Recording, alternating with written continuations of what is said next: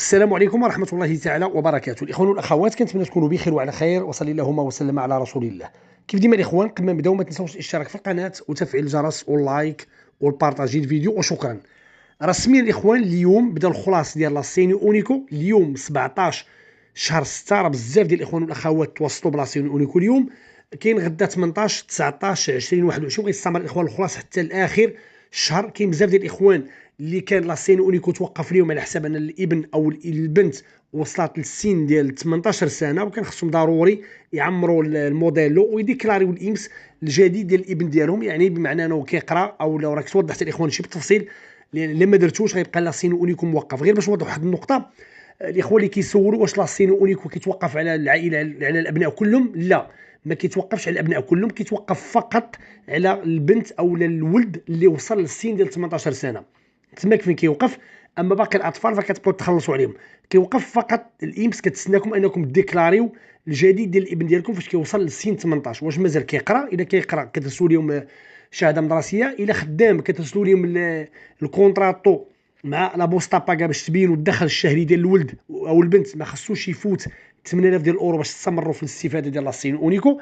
او الا ما كانش كيقرا وما خدامش، خصو ضروري يتسجل في لوفيتشو بيليمبيغو، كتبينوا لهم بان البنت او الولد راه كيقلب على الخدمه، يعني ديسبونيبل باغي يخدم. وهنا كيخلي لكم الامس لاسين اونيكو. اما في حاله ما الا ما درتوش هاد ثلاثه الخطوات غيبقى لاسين اونيكو موقف. وفي حاله ما الا ديكلاريتو بان الولد ديالكم او البنت ديالكم راه ما كيقراش، ما خدامش، وما تسجلش في لوفيتشو بيليمبيغو، يعني دوزو يعني جالس في الدار، هنا ايضا لاسين اونيكو ما كتاخذوش. يعني ضروري ديروا ثلاثه الخطوات: يا كيقرا، يا خدام، يا اما مسجل في لوفيتشو بيليمبيغو باش تستمروا في الخلاص ديال لاسين اونيكو. ولكن هادشي خصكم ديكلاريو الامس ما غتقلبش عليه الاخوان. نتوما اللي خصكم ديكلاريو الجديد ديال الولد ديالكم. ندوزو الاخوان الاخبار الاخرى. قانون سالفيني الخاص بلاوطو فيلوكس او الماكينات ديال تحديد السرعه اللي كيكونوا فيهم الكاميرات. الاخوان كتلقاوهم في لي بايزي، فاش كيكونوا غادي في الطريق كتلقاو الكاميرات ديال لي بايزي مثلا فيهم 50 تحديد السرعه 50 او 60 او 70، وغالبا كنلقاو ال 50. سالفيني عطى الاوامر ديالهم اخيرا ورسميا لجميع المدن والعمالات باش يبداو في لي كونترول على هاد الماكينات هادو، يشوفوهم البلايص اللي خاصهم ضروري يستحقوا انهم يكونوا فيها. يعني كيف ما صرح سالفيني، قال بان الاماكن اللي كيكون فيها مثلا المدارس الخطر مثلا على حسب السرعه، اللي كتكون الطريق مثلا ضيقه، او لا وسط المدن مثلا او وسط البايزي اللي كيكون شي بلاصه اللي كيكون فيها الازدحام، هنا ممكن يبقاو فيها هاد الماكينات باش يحدوا السرعه. اما قال من باقي الماكينات فالاغلبيه الاخوان كنلقاو بعض المرات في شي طريق ما فيهاش، يعني ما خصهاش تكون فيها اصلا الماكينه، وما خصك تمشي فيها اصلا بالسرعه ديال 50.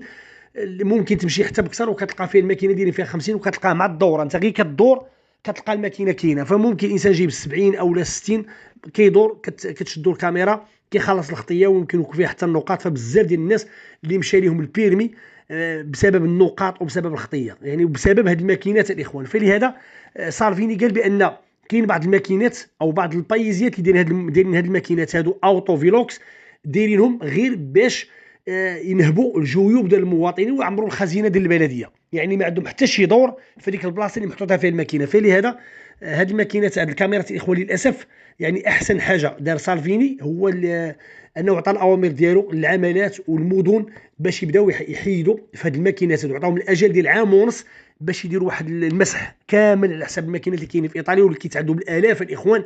تقريبا 238 الف كاميرا واكثر اللي كاينين في ايطاليا، اللي كينهبوا الجيوب ديال المواطنين وما خصهمش يكونوا في البلايص اللي هما فيها. حنا متفقين انهم يكونوا في بلايص اللي كيشكلوا خطر. اما في اي بلاصه تجي البلديه وتحطم، ويعني كتعرف بلا ممكن انها تشد الناس سماك باش تنهب الجيوب ديالهم وتعمر الخزينه ديال البلديه، فهاد الشيء راه ماشي معقول فعلا. وهادشي اللي قال صافي الاخوان في التصريحات ديالو، قال بان الماكينه خصها تكون في الاماكن اللي تستحقها. ونتمنوا ان هذا القرار هذا وهذه الخطه تنجح الاخوان، ويحيدوا الكاميرات من الاماكن اللي ما تستحقش انها تكون فيها.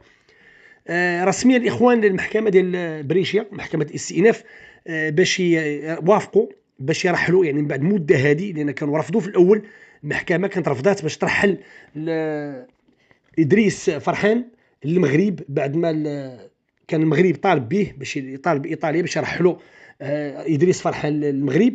وكانت المحكمه في بريشيا رفضت الترحيل ديالو لدوافع سياسيه، ولكن المغرب بقى مصر، او السلطات المغربيه بقات مصره على الطلب ديالها، وتم رسميا الموافقه على الطلب المغربي، وغادي يرحلوا ادريس فرحان الى المغرب، واللي متهم بعده تهم مختلفه. سوفيكو الاخوان، او يعني فيلاج بايزي تابع للمونزا للاسف الشديد، ومع مناسبه عيد الاضحى الجاليه المغربيه فقدات شاب مغربي 32 سنه اللي تعرض لحادثه شغل، خدام شركه ديال الميطالي. رغم التدخل ديال رجال الاسعاف والكارابينيري والفيجيل ديال فوكو، الا ان الشاب سلم روحه لبارئه، لان الحادثه كانت خطيره. طاحت عليه على حسب الصحف الاخوان، طاحت عليه صفيحه معدنيه واللي توفى في عين المكان. عاد جا لايطاليا هذا الشاب، هذا عاد جا لايطاليا تقريبا عامين ونصف، يعني مازال جديد للاسف الشديد.